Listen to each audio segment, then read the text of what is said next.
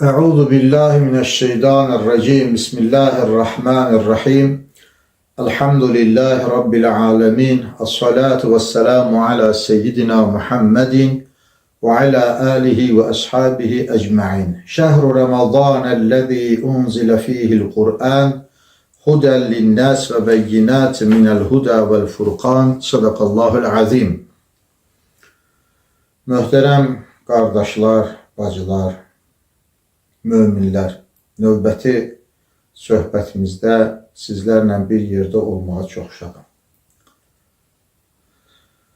Bugünkü söhbətimiz Ramazan-ı Şərifin, onun içində tutulan orucların, edilən ibadətlərin və itaətlərin insanlara, möminlərə aşılayacağı mənəvi dəyərlər barəsindədir. Ramazan ayında oruç tutmaq sadəcə olaraq yeməkdən, içməkdən pəhrizkar olmaq demək deyildir. Peyğəmbərimiz Əleyhisselatü Vesselam buyurur ki, nə qədər oruç tutanlar var ki, onlara tutmuş olduğu oruclardan ancaq acılıq qalıb. Nə qədər gecələr ehya saxlayanlar var ki, onlara saxlamış olduqları ehyadan ancaq yuxusuzluq qalıb. Demək ki, gecə saxlanılan ehyadan məqsəd insanların düşünülən ayıq başla, həssas olaraq gecənin mahiyyətinə hansı səbəblə, hansı məqsədlə qaldığını, əhya etdiyinin idrakinə varmaqdır. Kimin huzurunda olduğunu, kimə iltica etdiyini və niyə iltica etdiyini. Çünki bütün gecəni ancaq tun çırtlamaqla, Şabanın kinolarına baxılmaqla özünü ehya saxlamış insanlar aldatmış olurlar. Və gündüzdə orucu bu şəkildə tutmaq da bu qəbildən olan yanlış ibadətlərdəndir, yanlış hərəkətlərdəndir. Oruç tutmaq sadəcə yemək və içməkdən pəhrizkar olmaq yox, bütün insanın insanlığına, kamilliyinə mani olacaq, əxlaq-ı zəmimədən, yəni insanlığa ziyan olacaq düşüncələrdən, xəyallardan, fəhimlərdən özünü uzaq tutmaq və özünü təmizləməkdir. Məsəl üçün, bilirsiniz ki,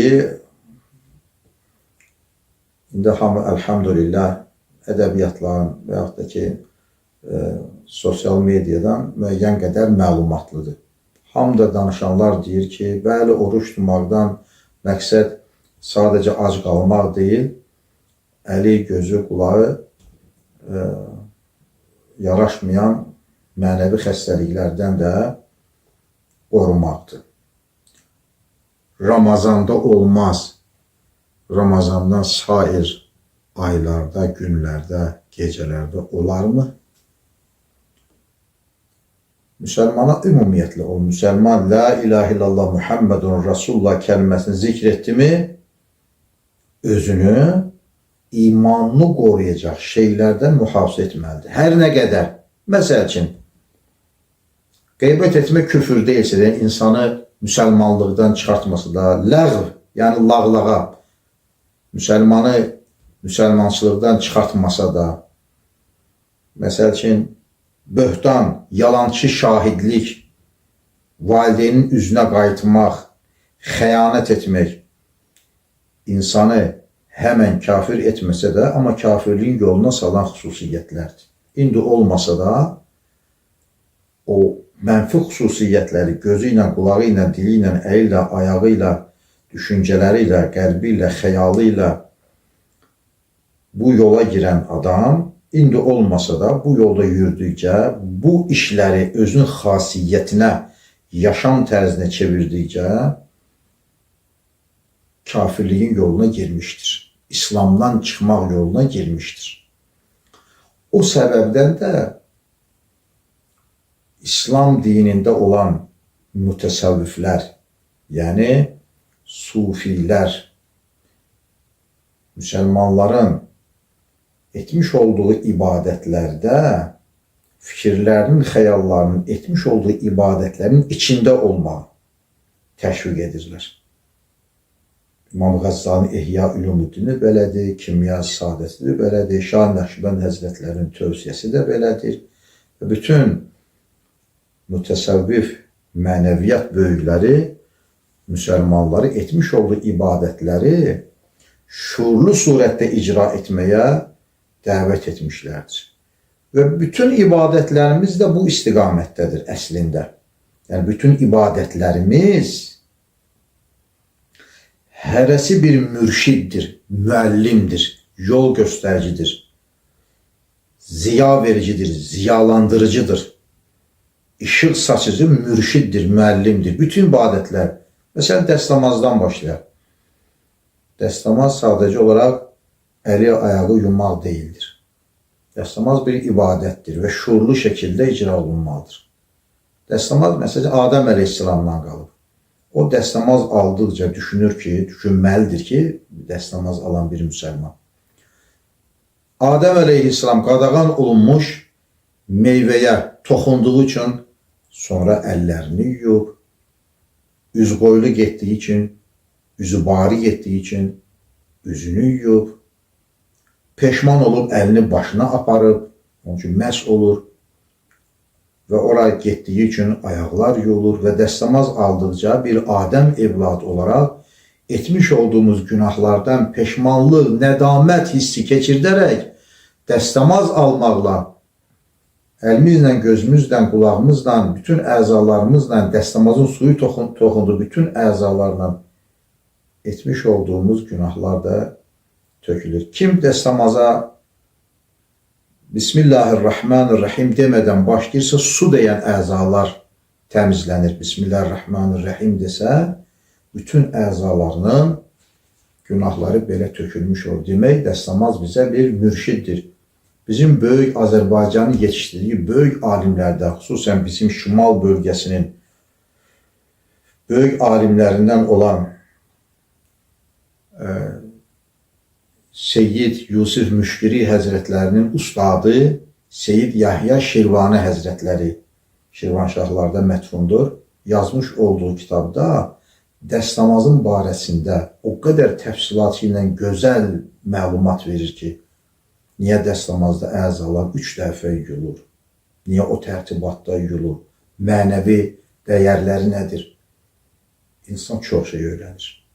Namaz da belədir. Namaz özü bir mürşiddir. Namaz qılan adam, əgər namazı qılmağın mahiyyətinə varıbsa, anlayırsa kimin huzurundadır, kimin huzuruna girib bir böyüyün, bir rəhbərin otağına, iş otağına girdiyi kimi məscidəmi və yaxud da canamazın üstünə mi daxil olur, Allah Əkbər deyərək bütün yamanlıqları əlinin tərsi ilə arxaya atır. Əllərini bağlayır, kəmərbəstə Cənab Allahın huzuruna durur. Allah-u Teala İyyâke na'budu və İyyâke nesta'in. Biz yalnız sənə ibadət edir və yalnız səndən yardım dilirik deyir.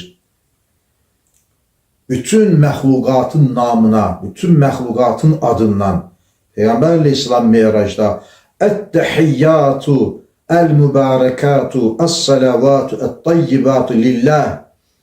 Bütün məxluqatın, sənə inanan, inanmayan, insanlar, heyvanlar, nəbatat, camidat, bütün məxluqatın təhiyyatı, təşəkkürü, ibadəti sənə aiddir deyərək bir səfir kimi Cənab-ı Allaha Meyracda iltica eləyib, onun kimi, onun namına, Peyğəmbər ümməti olaraq hər namazda diz üstə oturub Allah-u Teala'nın huzuruna Ət-təhiyyatu deyən bir şəxs özündə bir məsuliyyət hiss etməlidir. Çünki bir adama nə qədər statusu cəmiyyətdə aşağı da olsa, böyük bir şəxs bir şey verib onu kiminsə daha böyüyün yanına göndərsə bir qulluq səbəbilə onun məsuliyyətini hiss etməlidir.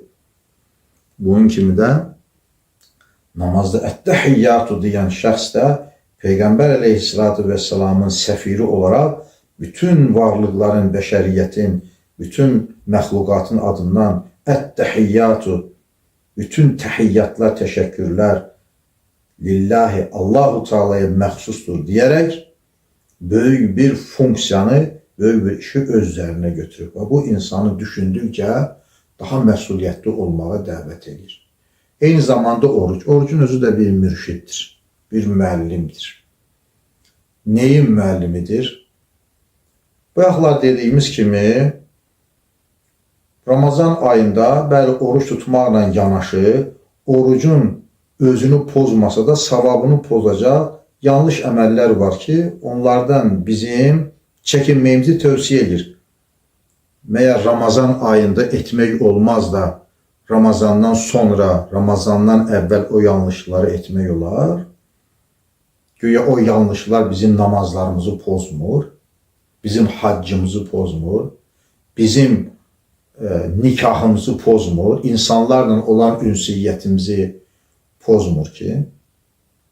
Bəs niyə Ramazanda?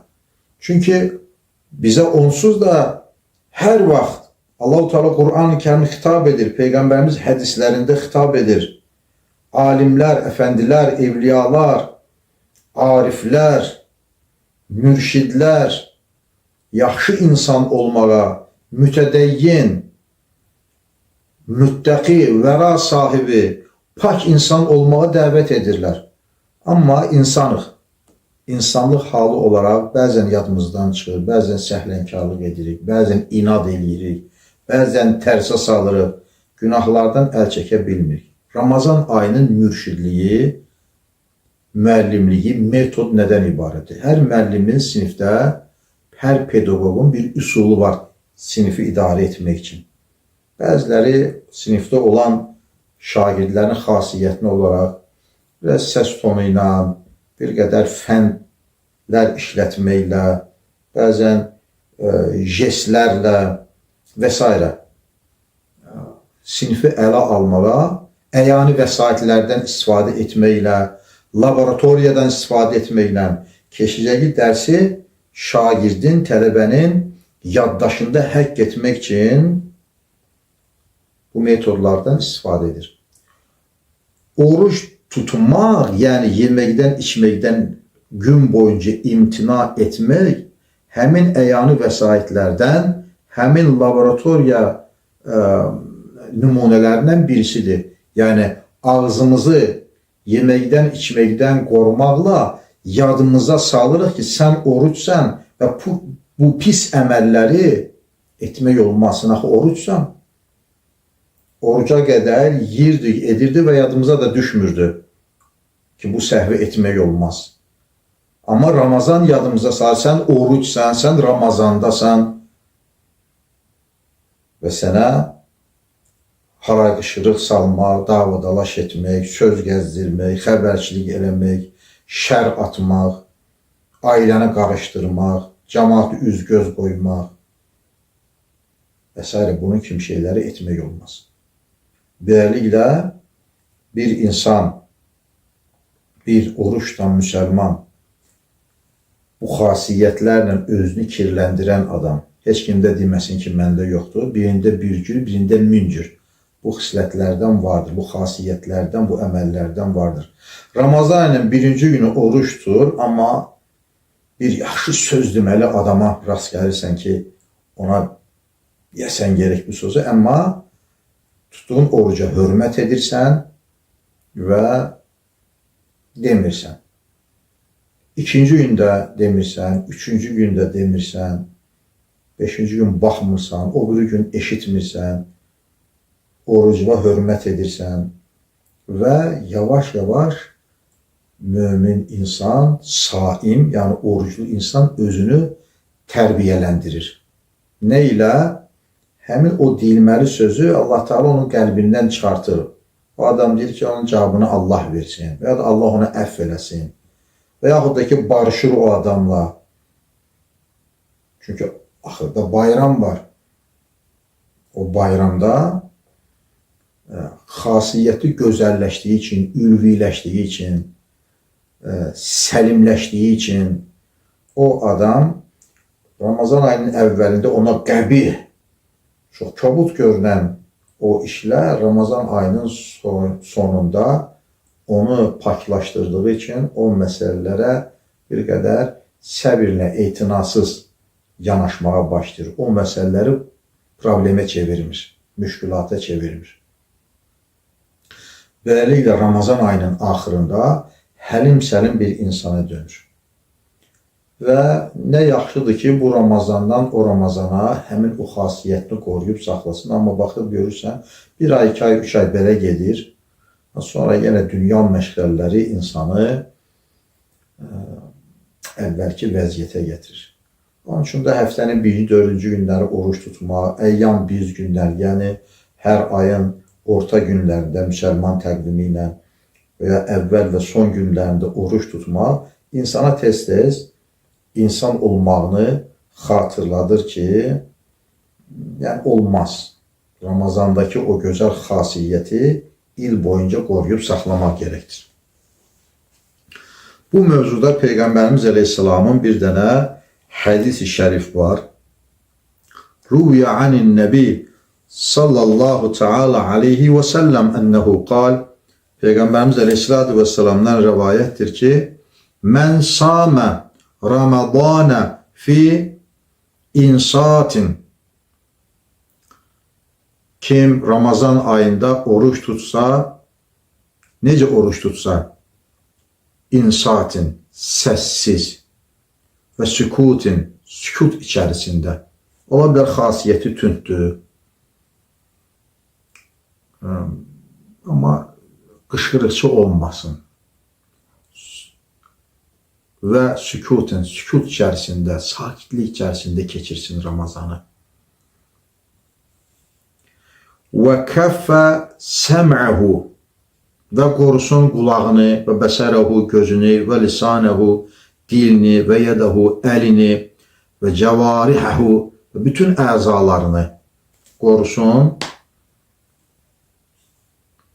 Var belə adamlar, biraz maraqlı adamlardır. Özgələrinin ailələri ilə maraqlanmağa, özgələrinin həyat tərzinə müdaxilə etməyə, başqalarının dolanışığına, maşınına, ailə işinə qarışmağa. Bu yaxşı iş deyil. Və la təcəssəsu deyir Allah-u Teala. Cəsusluq etməyin, bir-birinizi güdməyindir. Vayl likulli hüməzətin lüməzəh deyir. Üz-gözlə işarə etməklə bir-birinizi etibarsızlaşdırmayın. Və yaxud da ki, bir-birinizin qiyabında olmadığınız halda əyyuhibbu əhədəkum yəkulə ləxmə əxihi. Qardaşınızın çürümüş ətini yemək surəti ilə bir-birinizin qeybətini etməyin. Adam da adam əti yiyər, adam da qardaşının ətini, adam da qardaşının inimiş ətini yiyər. Bu nə misaldır? Əkərəhtimu, ikrah etdiniz, çiğrəndiniz, mundar gəldi sizə, qeybət eləyən adam o mundar işlə məşğuldur. Allah-u Teala deyir ki, Ramazan ayında oruc olduğunuz müddətcə gözünüzü, qulağınızı, əlinizi və bütün əzalarınızı qoruyun. Anil haram, haramdan qoruyun. Vəl kəzibi, kizibdən, yalan danışmaq. Vəl qeybəti, qeybət etməkdən. Vəl əzə, əziyyət verməkdən. Kolaylaşdırmaq lazımdır. Ola bilər bir insan müdürdür, iş sahibidir. İşləyən adamlara bir qədər qulaylıq vermək, insanlara rahatlıq yaratmaq, ruzu qazanmasına, evinə bir qədər işdən tez getməsinə və s. bunun kimi.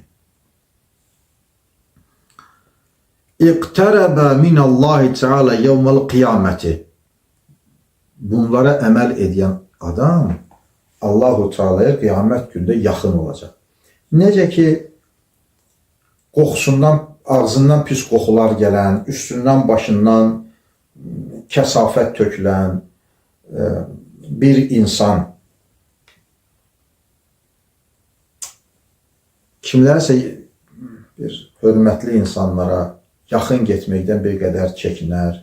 Sən dəvət edirsən, görsən deyir ki, hazır deyilən bir eynimi deyişim, gəlin bir yerə qonaq gedəndə.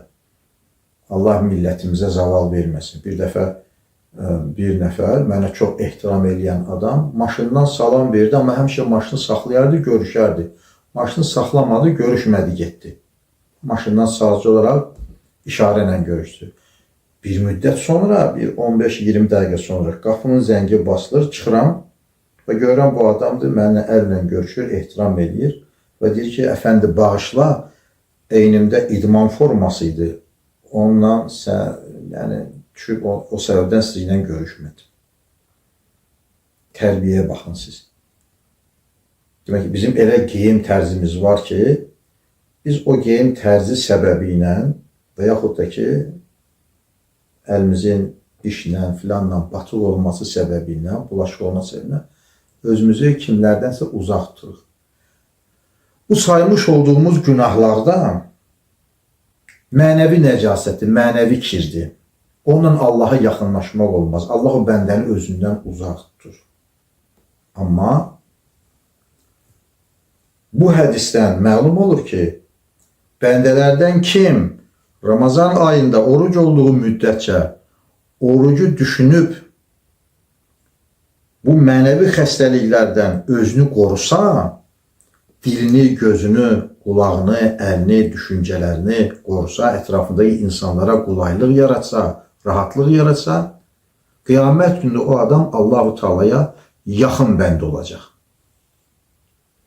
Hətta təməssə rükbətuhu rükbətə İbrahim Xəlil aleyhisselam. Hətta o adam Allaha o qədər yaxın olacaq ki, onun dizi İbrahim Peyğəmbər aleyhisselamın dizinə toxunacaq.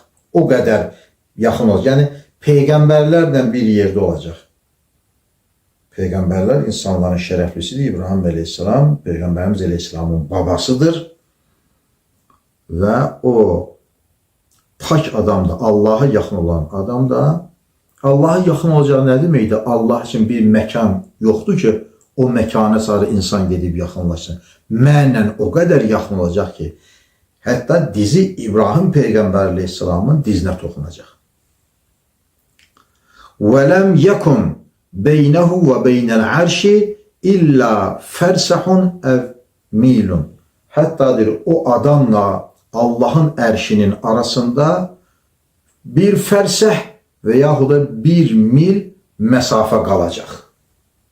O qədər ərşə yaxınlaşacaq. Ərş Allah-u Teala'nın yaratmış olduğu ən böyük məxluqdur, yaradılmışdır.